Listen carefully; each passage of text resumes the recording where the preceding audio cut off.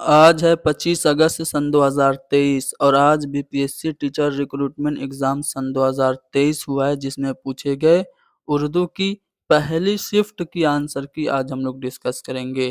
तो चलिए शुरू करते हैं। यहाँ पे आप लोगों को पहला पैसेज दिख रहा होगा जो कि दकनियात से रिलेटेड है। इसे हम लोग पढ़ लेते हैं और इससे मुताल्लिक सवालों के जवाब हम देंगे। ये पैसेज पढ़ के आपको उर्दू की कुछ अहम जानकारियाँ भी होने वाली हैं।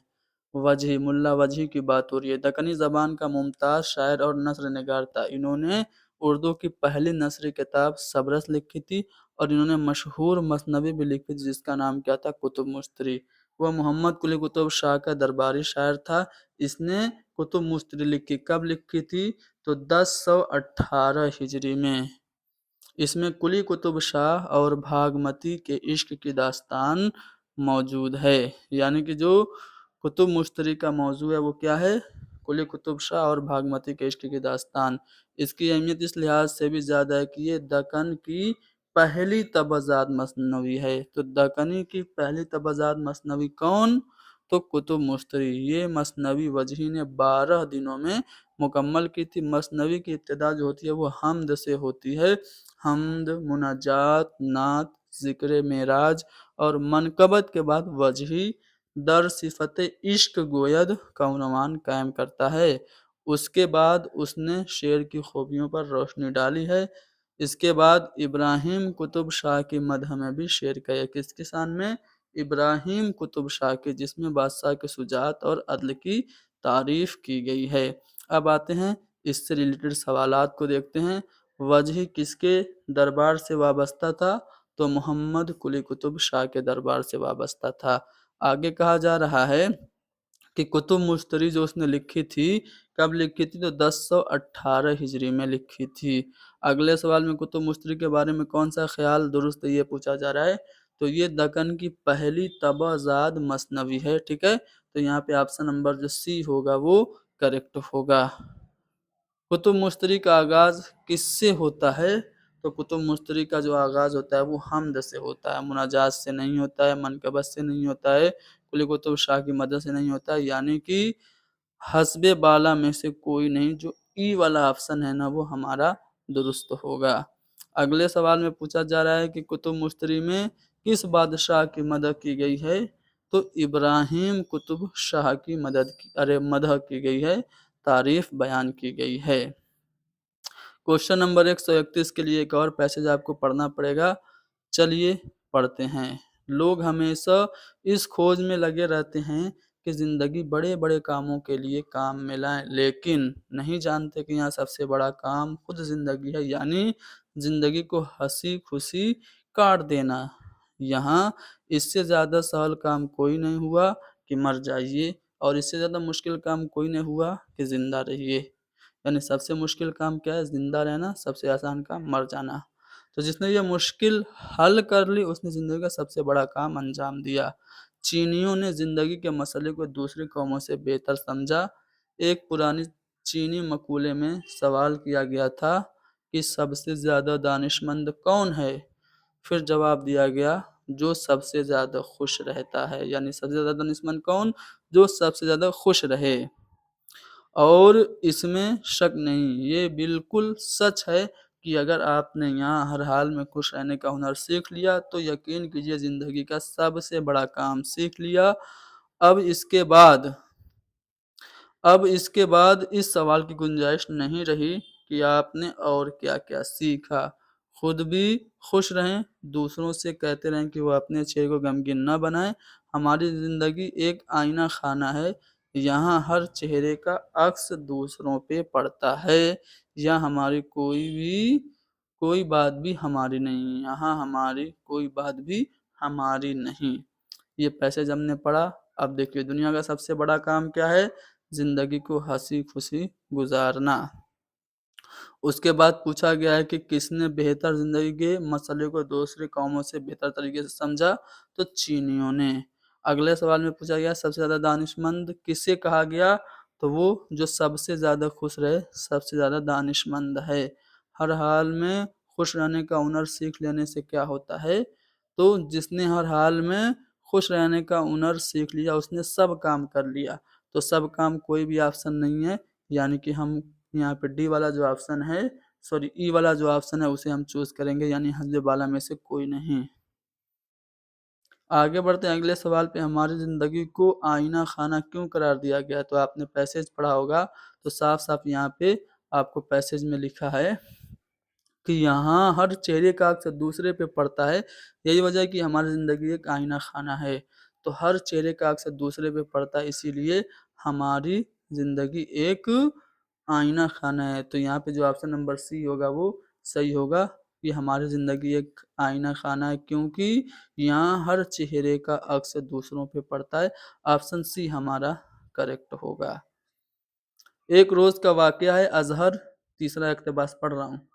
एक रोज़ का वाकया है, अज़हर अपना बस्ता लिए स्कूल जा रहा था। रास्ते में उसका दोस्त सुफियान मिल गया। दोनों ने अपना बस्ता कहीं छुपा दिया और बागीचे की तरफ चल दिए। बागीचा गाँव के करीब था। दोनों ने लीची तोड़ने का फैसला किया। अज़हर दरख्त पर चढ़ गया। रसीली लीची देखकर अज़हर के मुँह में पानी भर गया। वो जल्दी-जल्दी लीची तोड़कर नीचे आने लगा। नीचे खड़ा सुफियान लीचियों को अपने पॉकेट में भरने लगा। तभी सुफियान को जुम्मन चाचा की आवाज़ सुनाई दी। जुम्मन चाचा बगीचे के क्या थे? पहरेदार थे। उनके आने से पहले सुफियान दौड़कर भाग गया। जुम्मन चाचा की नज़र उस पर नहीं पड़ी। अब आते हैं सवालात पे। तो गाँव के करीब किस किस फल का बगीचा था? तो लीची का था। तो लीची ऑप्शन में नहीं है, यानी कि जो ऑप्शन नंबर ई है उसे हम लोग सेलेक्ट करेंगे। आगे बढ़ते हैं क्वेश्चन नंबर 37 में, बागीचा का पहरेदार कौन था? तो जुम्मन चाचा थे। सुफियान इसम की कौन सी मिसाल है? तो सुफियान जो है वो प्रॉपर नाउन है, यानी कि इसमें मारफा है। ऑप्शन नंबर सी हमारा करेक्ट होगा। मुँह में पानी भर आना, इसका मतलब क्या है? तो इस मुहावरे का मतलब किसी चीज़ को देखकर ललचा जाना, यानी ऑप्शन नंबर 1 हमारा करेक्ट होगा। अज़हर अपना बस्ता लिए कहाँ जा रहा था? तो स्कूल जा रहा था। 100 सॉरी 40 के बाद एक और पैसेज है। छोटा-सा पैसेज इसे पढ़ लेते हैं। आज से करीब 108 साल पहले अक्टूबर 1900 ईस्वी को शाहजहाँपुर, जो कि उत्तर प्रदेश में है, उसके मोहल्ला अहमद जनी में जनाब शफ़ीकुल्लाह खान के गुलशन में एक फूल खिला जिसका नाम अशफ़ाक़ुल्लाह खां रखा गया। अशफ़ाक़ुल्लाह खां की वालिदा का नाम मज़हरुन्निसा था। 3 भाई मोहम्मद सफ़ीउल्लाह खां, मोहम्मद रियासतुल्लाह खां और मोहम्मद शहनशाह खां थे, और बहन जो थी वो परविश बानो थी। ठीक है? तो ये आपने पढ़ा। अब चलिए अशफ़ाक़ुल्लाह खां कब पैदा हुए? तो अभी आपने पढ़ा 1 अक्टूबर सन 1900 ईस्वी को। फिर आगे पूछा जा रहा है कि अशफ़ाक़ुल्लाह खां की वालिदा का क्या नाम था? तो मज़हरुन्निसा था। ठीक है? परी भी तो उनकी बहन का नाम था। तो यहाँ पे ऑप्शन नंबर 1 करेक्ट है। आगे अशफ़ाक़ुल्लाह खां कहाँ पैदा हुए? तो शाहजहाँपुर में पैदा हुए थे। और फिर अशफ़ाक़ुल्लाह खां के वालिद का क्या नाम था? तो शफ़ीकुल्लाह था। यहाँ पे शफ़ीकुर रहमान है। तो यहाँ पे आपका कोई भी ऑप्शन सही नहीं, यानी कि हस्ब वाला में से कोई नहीं। जो ऑप्शन नंबर ई है वो हमारा करेक्ट होगा, क्योंकि यहाँ पे शफ़ीकुर रहमान लिखा, लेकिन उनका नाम शफ़ीकुल्लाह था। अशफ़ाक़ुल्लाह खां के कितने भाई थे? 3 भाई थे। इनमें से 3 ऑप्शन नहीं दिया गया है, यानी कि यहाँ पे भी आप ऑप्शन नंबर ई को चूज़ करेंगे। ठीक है? यहाँ पे अल्लामा इकबाल से रिलेटेड पैसेज है। थोड़ा-सा धुंधला हो गया है, दिखाई नहीं दे रहा है। फिर भी मैं आपको यहाँ पे डायरेक्ट सवालों के जवाब बता देता हूँ, वर्बली आप लोग सुनिए अगर दिखाई नहीं दे रहा है तो। इकबाल गवर्नमेंट कॉलेज लाहौर में किस ज़बान के प्रोफ़ेसर थे? बताइए। तो अगर आप लोग देखें तो यहाँ पे आपको मिलेगा कि वो फ़लसफ़ा के प्रोफ़ेसर थे। ठीक है ना? इकबाल गवर्नमेंट कॉलेज लाहौर में फ़लसफ़े के प्रोफ़ेसर मुकर्रर हुए। ठीक है? तो यहाँ पे फ़लसफ़ा ऑप्शन में है ही नहीं, तो इनमें से कोई नहीं आपका ऑप्शन हो जाएगा। ठीक है? उसके बाद हुकूमत हिंद ने इनको कौन-सा खिताब दिया था? तो सर का खिताब दिया था। इकबाल ने बच्चों के लिए कौन-सी नज़्में लिखी? तो इन्होंने तराने हिंदी भी लिखी, हमदर्दी भी लिखी, यानी कि हस्बी बाला में से एक से ज़ायद जो ऑप्शन नंबर डी है ना वो हमारा सही होगा। इकबाल का उर्दू में आखिरी जो शेरी मजमू है वो कौन-सा है? वो अरमगान हिजाज़ है, जिसमें उर्दू और फ़ारसी दोनों नज़्में आपको मिलेंगी। अगले सवाल में क्वेश्चन नंबर 51 में आपसे पूछा जा रहा है कि नुकसान, ये जो लफ्ज़ है इसकी ज़िद आपको बताना है। तो नुकसान का जो हो जाएगा वो फ़ायदा हो जाएगा। ज़िद है ना, अज़दाद बताना है तो नुकसान का फ़ायदा होगा। ठीक है? लायक का क्या हो जाएगा? नालायक हो जाएगा। ठीक है ना? क्वेश्चन नंबर नेक्स्ट में किस्म की जमा अक़साम होगी। तो अक़साम कोई भी ऑप्शन में सही नहीं है, यानी कि ऑप्शन नंबर ई हमारा यहाँ पे सही होगा। उसके बाद यहाँ पे देखिए सेंटेंस दिया गया है, इसमें से सेंटेंस का जो हिस्सा गलत है उसे निशानजद करना है। देखिए हमारे मुल्क हिंदुस्तान पर लिखा है, लेकिन यहाँ पे होना चाहिए था में। हमारे मुल्क हिंदुस्तान में बड़े बड़े दरिया बहते हैं, तो बहते हैं। ठीक है, ये दरिया जो है वो मुज़क्कर में इस्तेमाल होता है, तो बहते होना चाहिए था। ठीक है ना, यहाँ पे बहती लिखा है। तो यहाँ पे अगर आप लोग देखेंगे तो ए और सी दोनों गलत है, यानी कि यहाँ पे गलती नहीं, गलती कौन सा ये पूछा जा रहा है। गलती नहीं है तो आपको ई चूज करना है, लेकिन यहाँ पे दो गलती यानी कि अजय वाला में से एक से ज्यादा गलत है, यानी कि ऑप्शन नंबर डी हमारा यहाँ पे करेक्ट होगा। हिंदुस्तान हमेशा जुल्म तशद्दुद के खिलाफ रही नहीं रहा होना चाहिए था, यहाँ पे रही लिख दिया है। तो रही इसलिए आपका जो केवल एक है ना अलिफ, यानी कि पहला वाला ऑप्शन वो हमारा गलत है। जो हमें गलत है उसी को सिलेक्ट करना है, यानी कि ऑप्शन नंबर ए यहाँ पे हमारा करेक्ट होगा। सोने की रंगत वाले के लिए आप लोग क्या कहेंगे? जो सुनहरा हो, गोल्डन हो, उसे सोने की रंगत वाला कहते हैं। क्वेश्चन नंबर 57 देखते हैं। किसी चीज को उचक लेने वाला क्या होता है? ठीक है, तो आप इसे उचक्का कह सकते हैं। बाकी ऑफिशियल आंसर की में बीपीएससी इसका जवाब क्या देता है हम लोग इंतजार करेंगे। आस्तीन का सांप, जो छुपा हुआ दुश्मन होता है उसको हम आस्तीन का सांप कहते हैं। नुक्ते निकालना यानी कि ऐब निकालना, ये कहते हैं इसको नुक्ते निकालना मुहावरा है। अगले सवाल में पूछा जा रहा है कि अपने पाँव आप कुल्हाड़ी मारना, यानी कि खुद ही अपना नुकसान कर लेना, इस मुहावरे का मतलब है। पटना एक खूबसूरत शहर है, ये सही होगा, सेंटेंस है, इसको रीअरेंज करना है। तो पटना एक खूबसूरत शहर है, जो बी वाला ऑप्शन होगा वो सही है। यहाँ पे भी रीअरेंज करना है सेंटेंस को।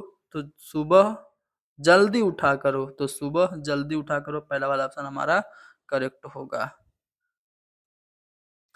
यहाँ पे आप लोगों को मुहावरे दिए गए हैं और उसके मतलब दिए गए हैं, कौन सा मतलब से ये आपको बताना है। आंखें बिछाना का मतलब है, आंखें बिछाने का मतलब है बहुत इज्जत देना, यानी ऑप्शन नंबर एक हमारा करेक्ट है। बाग बाग होना मतलब खुश होना, बहुत खुश होना। ऑप्शन में कोई भी ऐसा ऑप्शन नहीं है जो बहुत खुश होना में लिखा गया हो, यानी कि हस्ब जेल हस्ब बाला में से कोई नहीं, यानी कि आपका जो ऑप्शन नंबर ई होगा वो 64 का करेक्ट होगा। सुबह का मंजर बहुत खूबसूरत है, यहाँ पे खूबसूरत का मुतजाद आपसे पूछा जा रहा है, यानी कि अपोजिट पूछा जा रहा है। तो खूबसूरत का अपोजिट बदसूरत हो जाएगा। अब क्वेश्चन नंबर 66 देखिए। आफताब के सही मुतरादिफात पूछा जा रहा है। तो आफताब मतलब होता है सूरज, शम्स माने सूरज भी होता है, खुर्शीद भी सूरज को कहते हैं, सूरज तो यहाँ पे है ही। तो इसलिए आपका जो ऑप्शन नंबर एक होगा वो ऐसा जुमरा है जो कि आफताब का सही मुतरादिफ है। जन्नत के सही हम माना अल्फाज जो वो फिरदौस माने जन्नत होती है, बहिश्त माने भी जन्नत होती है, खुल्द माने भी जन्नत होती है। तो ऑप्शन नंबर बी हमारा करेक्ट होगा। यहाँ पे शमशीर का हम माना पूछा जा रहा है, तो शमशीर के माने होते हैं तलवार के, यानी ऑप्शन नंबर एक हमारा करेक्ट है। क्वेश्चन नंबर 69 में पूछा जा रहा है राहत, तो राहत का हम माना आराम होगा। ठीक है, यहाँ पे आप लोगों से पूछा जा रहा है एक अल्लामा इकबाल की नज्म का हिस्सा दिया है और उससे रिलेटेड सवालात दिए गए हैं। चलो, लब पे आती है दुआ बन के तमन्ना मेरी, बचपन से पढ़ते आए हैं, ये आपको पता होना चाहिए। तो लब पे आती है दुआ बन के तमन्ना मेरी, जिंदगी शम्म की सूरत हो खुदाया मेरी, दूर दुनिया का मेरे दम से अंधेरा हो जाए, हर जगह मेरे चमकने से उजाला हो जाए, वो मेरा काम गरीबों की हिमायत करना, दर्दमंदों से ज़ईफ़ों से मोहब्बत करना। ये आपने 3 मिसरे पढ़े। अब इससे रिलेटेड सवाल, यह नज़्म किस हैयत में लिखी गई है? तो मसनवी की हैयत में लिखी गई है। ठीक है ना। उसके बाद आपसे पूछा गया है कि बंद के पहले शेर की रदीफ क्या है? तो लब पे आती है दुआ बन के तमन्ना मेरी, तो मेरी यहाँ पे रदीफ है, लेकिन मेरी तो ऑप्शन में है नहीं, यानी कि ऑप्शन नंबर जो ई होगा वो हमारा सही होगा। लब के माने क्या होते हैं? होठ के होते हैं, लिप, होंठ। बंद के दूसरे शेर में शायर ने क्या दुआ मांगी है? तो दूसरे शेर में अगर आप लोग देखें तो वो दुआ मांग रहा है कि दूर दुनिया का मेरे दम से अंधेरा हो जाए, हर जगह मेरे चमकने से उजाला हो जाए। तो यहाँ पे ऐसी बात कहीं पे भी नहीं लिखी है ऑप्शन में, यानी कि ऑप्शन नंबर ई यहाँ पे भी आपका करेक्ट होगा। लफ्ज़े दूर का मुतज़ाद क्या हो जाएगा? करीब हो जाएगा, यानी कि ऑप्शन नंबर सी हमारा करेक्ट है। राशिद ने खत लिखा, इस जुमले में कौन सा लफ्ज़ वाहिद है? तो देखिए यहाँ पे मुझे सवाल गलत लग रहा है। यहाँ पे राशिद भी एक ही लड़का है, वाहिद होगा, खत भी वाहिद होगा। अब यहाँ पे खत को हम लोग सही ऑप्शन मान के आगे बढ़ते हैं, या फिर इनमें से कोई नहीं भी हो सकता है, ठीक है? तो खत को हम लोग आगे बढ़ते हैं मान के, बाकी ऑफिशियल आंसर की पे पता चलेगा। उम्मीद है आपने जो क्वालिफाइंग मार्क है 30% वो तो कर ही लिया होगा। आपका जो सिलेक्शन है वो डिपेंड करता है पेपर 2 पे। इंशाल्लाह उसमें भी आपका परफॉर्मेंस अच्छा होगा। अल्लाह आप सबको एग्ज़ाम में कामयाब करे और अच्छे से जगह पे आपको नौकरी करने का मौका मिले। लड़का लफ्ज़ का जमा पूछा जा रहा है, तो लड़के हो जाएगा, यानी कि ऑप्शन नंबर 1 हमारा करेक्ट होगा। उसके बाद हैदर शेर की तरह बहादुर है, इस जुमले में लफ्ज़ शेर का मुअन्नस पूछा जा रहा है तो शेरनी हो जाएगा, और एक से ज़ायद माना नहीं होगा बल्कि शेरनी होगा। लफ्ज़ बीवी का मुज़क्कर हो जाएगा शौहर, लेकिन शौहर कहीं पे भी ऑप्शन में नहीं दिख रहा है, यानी कि ई वाला ऑप्शन हमारा सही होगा। कलम के काफ पर कौन-सा एराब होगा? ज़ेर होगा, ज़बर होगा या पेश होगा? तो कलम जब हम लोग लिखते हैं तो कलम यानी कल काफ पर ज़बर लगाते हैं, यानी कि ज़बर होगा। ऑप्शन नंबर सी हमारा करेक्ट है। उर्दू का पेपर बहुत आसान आया था, उम्मीद है कि आपने परफॉर्मेंस अच्छा दिया होगा। नाविल का मतलब होता है नया के, नाविल जो है वो नवेला से बना है जिसके माने हैं नया, ठीक है ना? गज़ल के माने क्या है? तो औरतों से बातें करना या औरतों से हुस्न और इश्क की बातें करना। ऐसा कहीं पे भी ऑप्शन में नहीं दिया, यानी कि ई वाला जो ऑप्शन होगा वो हमारा करेक्ट होगा। सवालिया निशान की जो क्वेश्चन मार्क की जो अलामत है वो पहले वाले ऑप्शन में दी गई है, जैसा कि आप सभी लोग देख पा रहे हैं। ताजमहल एक खूबसूरत इमारत है, इसमें ताजमहल क्या है? तो ताजमहल जो है वो इसमें ख़ास है, तो इसमें ख़ास कहीं पे भी ऑप्शन में नहीं दिया गया है, यानी कि इनमें से कोई नहीं, जो आपका ऑप्शन नंबर ई होगा वो करेक्ट होगा। क्वेश्चन नंबर 84 में क्या पूछा जा रहा है? मुबालगा यानी बहुत बढ़ा-चढ़ा के बात करना, ठीक है? हाइपरबल जिसे अंग्रेजी में कहते हैं, हिंदी में अतिशयोक्ति कहते हैं। तो मुबालगा की तारीफ़ है बढ़ा-चढ़ा कर बयान करना। ज़ौक़ की सूरत, तो ज़ौक़ जो है वो कसीदा निगार की हैसियत से मशहूर हैं। मानी के एतबार से इसमें की 2 किस्में मारफ़ा और नकरा, ठीक है? इसमें मारवा की निशानदेही कीजिए, तो इनमें से कोई नहीं, ठीक है? जो प्रॉपर नाउन होता है उसे इसमें मारफा कहते हैं, ठीक है? तो गाँव कॉमन नाउन है, पहाड़ भी कॉमन नाउन है, किताब भी कॉमन नाउन है, इनमें से कोई नहीं, यानी ऑप्शन नंबर ई हमारा करेक्ट होगा। बामानी लफ्ज़ को क्या कहते हैं? तो बामानी लफ्ज़ को हम लोग कलमा कहते हैं, और बेमानी जो होता है उसको मुहम्मल कहते हैं। तो कलमा यहाँ पे कहीं पे भी नहीं लिखा है, इसलिए हमारा ऑप्शन नंबर ई करेक्ट होगा। अहमद की गाड़ी काली है, इसमें सिफ़त कौन है? तो काली यहाँ पे सिफ़त हो जाएगा। बच्चे मैदान में खेल रहे हैं, तो इसमें कौन-सा जुमला फ़ेल है, ठीक है? तो खेलना यहाँ पे फ़ेल है, खेलना ऑप्शन में दिया नहीं है, कि ऑप्शन नंबर ई हमारा यहाँ पे करेक्ट होगा।